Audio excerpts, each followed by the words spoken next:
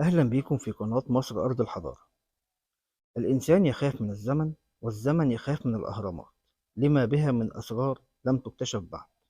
دي كانت كلمة دكتور زاهي حواس بعد إعلانه عن اكتشاف عظيم، وهو ممر مجهول داخل هرم خوفو، وهو من أهم الاكتشافات العلمية في العصر الحديث، حيث تم الكشف عن ممر جمالوني طوله 9 متر وعرضه 2 متر و10 سنتي في الواجهة الشمالية بالهرم الأكبر، هرم الملك خوفو. والجدير بالذكر أن مشروع استكشاف الأهرامات بدأ عام 2015 برئاسة الدكتور زاهي حواس، وتحت إشراف وزارة الآثار، واستخدمت فيه التكنولوجيا العلمية المتطورة بالتعاون بين أكبر الجامعات الدولية في فرنسا وألمانيا وكندا واليابان، مع مجموعة من الخبراء المصريين من الجامعات المصرية. وقد تم الإعلان في عام 2017 عن وجود فراغ داخل الهرم الأكبر، وهو الأمر الذي كان متوقع وجوده.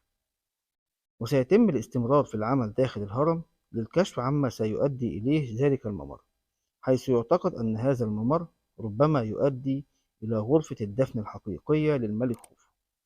فمصر وأهراماتها لم يبوحوا بكل أسرارهم بعد. أتمنى يكون عجبكم الفيديو، وأشوفكم في فيديو جديد قريب.